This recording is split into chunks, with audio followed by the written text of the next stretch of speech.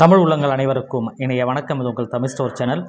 So இன்றைக்கான வீடியோவில் மெயினாக வந்து எம்சிசியோடைய ரவுண்ட் 3 பற்றி டீட்டெயில் தான் நம்ம பார்க்க போகிறோம். ஸோ நிறைய மாணவர்கள் வந்து நம்மகிட்ட கேட்டுட்ருக்கீங்க, ரவுண்ட் 2 முடிஞ்சுது, ஸோ ரவுண்ட் 3ல் எந்த மாதிரியான விஷயங்களை நம்ம ஃபாலோ பண்ணணும், யாரெல்லாம் எலிஜிபிள் அப்படின்னு சொல்கிறத நம்ம தெரிஞ்சுக்கணும் அப்படின்றதுக்காக தான் இந்த வீடியோ மெயினாக.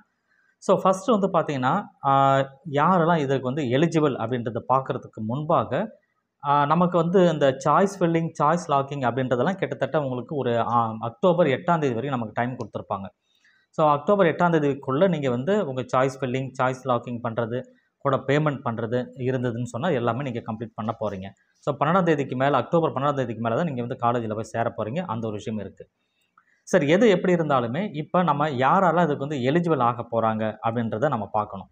ஸோ இதில் எலிஜிபிள் அப்படின்னா ஜாயிண்ட் ஸ்டூடெண்ட் யாராக இருந்தாலும், நீங்கள் எந்த ரவுண்டில் யாராக இருந்தாலும், நீங்கள் ரவுண்ட் 1லேயோ ரவுண்ட் 2லேயோ எந்த ரவுண்ட்லேயுமே நீங்கள் ஜாயின் பண்ண ஸ்டூடெண்ட்டாக இருக்கிறீங்க அப்படின்னா நீங்கள் தாராளமாக வந்து ரவுண்ட் 3ல் கலந்துக்கலாம். இதாவது அப்கிரேடேஷன் அப்படின்னு நம்ம சொல்லுவோம் இல்லையா, நீங்கள் அப்கிரேட் பண்ணிக்கலாம். உங்களுடைய காலேஜ் வந்து வேறு எதாவது மாற்றணும் அப்படின்னா நீங்கள் ஈஸியாக வந்து ரவுண்ட் 3ல் அப்கிரேடும் பண்ணிக்க முடியும். இதில் அடுத்த கேள்வி நமக்கு கண்டிப்பாக வரும், ரவுண்ட் 1ல் சீட்டு கிடச்சிது, நான் அப்கிரேட் பண்ணேன், ரவுண்ட் 2ல் அப்கிரேட் பண்ணதுக்கப்புறம் ரவுண்ட் 2ல் எனக்கு ஒரு 6 சீட்டு அலாட்மெண்ட் ஆகிடுச்சு, நான் போய் ஜாயின் பண்ணிட்டேன், இப்போ நான் ரவுண்ட் 3ல் மறுபடியும் வந்து பண்ணலாமா அப்படின்னா தாராளமாக பண்ணலாம். ரவுண்ட் 3ல் எனக்கு சீட்டு கிடச்சிதுன்னா நீங்கள் கண்டிப்பாக போய் சேரணும். ஆனால் ரவுண்ட் 3ல் நீங்கள் சீட்டு கிடச்சி சேராமல் போனீங்கன்னா அதோட மாப்பப் ரவுண்டில் கூட உங்களால் கலந்துக்க முடியாது. ஸோ எலிமினேட் ஆகிடுவீங்க, வெளியில் வந்துடுவீங்க. ஸோ அதனால் ரவுண்ட் 3 தான் லாஸ்ட் அப்படின்றது. இந்த ரவுண்ட் 3ல் யார் ஒருத்தவங்களுக்கு சீட்டு கிடைச்சாலுமே நீங்கள் சேர்ந்து தான் ஆகணும்.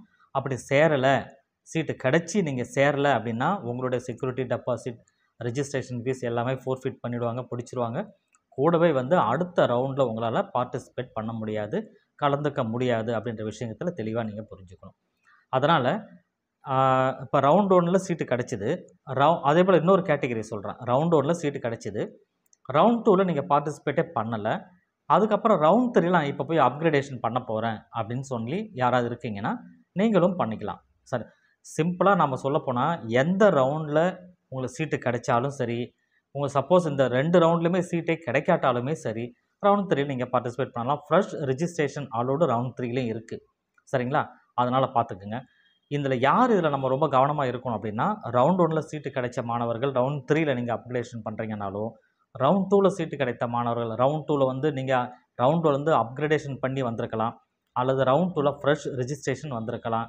ஸோ யாராக இருந்தாலுமே ரவுண்ட் 1ல் சீட்டு கிடைத்த வந்த மாணவர்கள் ரவுண்ட் 3ல் பார்ட்டிசிபேட் பண்ணுறீங்க, ரவுண்ட் 2ல் சீட்டு கிடைத்த மாணவர்கள் அவங்களும் பார்ட்டிசிபேட் பண்ணுறீங்க அப்படின்னாலுமே ரவுண்ட் 3ல் நீங்கள் அப்கிரேடேஷனோ அல்லது வந்து புது ஃப்ரெஷ் ரெஜிஸ்ட்ரேஷனே அலௌடு நீங்கள் தாராளமாக பண்ணிக்க முடியும். ஆனால் சீட்டு கிடச்சிதுன்னா கம்பல்சரி நீங்கள் சேரணுன்றதை மறந்துடாதீங்க. இப்போ ரவுண்ட் 2ல் நீங்கள் சேரலை அப்படின்னா உங்களுக்கு செக்யூரிட்டி டெபாசிட்டோ அதை தான் ஃபோர்ஃபிட் பண்ணுவாங்க. ஆனால் ரவுண்ட் 3ல் நீங்கள் கலந்துக்கிறீங்க. ஆனால் ரவுண்ட் 3ல் சீட்டு கிடச்சி நீங்கள் சேராமல் போனீங்கன்னா நீங்கள் மாப்பப் ரவுண்டில், அதாவது 4th ரவுண்டில் உங்களால் கலந்துக்க முடியாது. You are not eligible for round 4. சரிங்களா? அது மாப்பப் ரவுண்டுக்கு. ஸோ இந்த விஷயத்தை நல்லாவே புரிஞ்சுக்கணும். ஸோ இதுதான் எலிஜிபிள் அப்படின்னு சொல்கிறது, ரைட்டுங்களா? ஸோ இந்த எலிஜிபிள் கேண்டிடேட் யாரால், இப்போ நான் சொன்ன லிமிட்குள்ளே யாரெல்லாம் இருக்கீங்கன்னு பாருங்கள். அப்படி இருந்தீங்கன்னா தாராளமாக நீங்கள் அப்கிரேடேஷன் பண்ணிக்கலாம், அல்லது புதுசாக நீங்கள் போய் ரெஜிஸ்டர் பண்ணி அதுக்கப்புறம் நீங்கள் சேரலாம். செக்யூரிட்டி டெபாசிட் யார் எவ்வளோ கட்டியிருக்கீங்கன்னு உங்களுக்கு புரியும், அதனோட வேல்யூ உங்களுக்கு புரியும். அதற்கு தகுந்த மாதிரி நீங்கள் நடந்துப்பீங்க. அப்படி நடந்துக்கிட்டேன்னா தான் உங்களுக்கு நல்லது அப்படின்றத தெரிஞ்சுக்கோங்க. 2 ரவுண்டில் சீட்டு கிடைக்காத மாணவர்களுக்கு எந்த பிரச்சனையுமே கிடையாது. ஃப்ரெஷ்ஷாக நீங்கள் செக்யூரிட்டி டெபாசிட் கட்ட போகிறீங்க, அதுக்கப்புறம் நீங்கள் ஜாயின் பண்ணிக்க போகிறீங்க. கிடைச்சாலும் சரி, கிடைக்காட்டாலும் சரி, அது 2வது.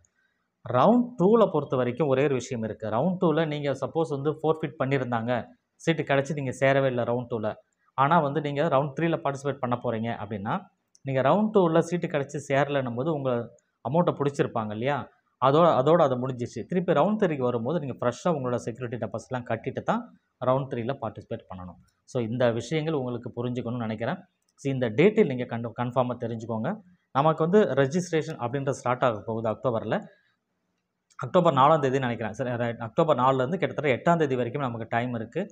அக்டோபர் 8ஆம் தேதி மதியத்துக்கு மேலே தான் சாய்ஸ் லாக்கிங்கு டைம் நமக்கு தராங்க. இதற்கு இடையில் நீங்கள் வந்து சாய்ஸ் ஃபில் பண்ணுறது, பேமெண்ட் பண்ணுறது, இதெல்லாம் நீங்கள் தயாராக வச்சுக்கோங்க. ஸோ இந்த விஷயங்களை புரிஞ்சுக்கோங்க. ஸோ அதனால் ஆல் இண்டியா கோட்டா ரவுண்ட் 3க்கு பார்ட்டிசிபேட் பண்ணணும்னு நினைக்கிறவங்க தாராளமாக பார்ட்டிசிபேட் பண்ணலாம். இது ஒரு நல்ல ஒரு வாய்ப்பு, லாஸ்ட் சான்ஸ்னு கூட எடுத்துக்கலாம். தேங்க்யூ ஃபார் வாட்சிங்.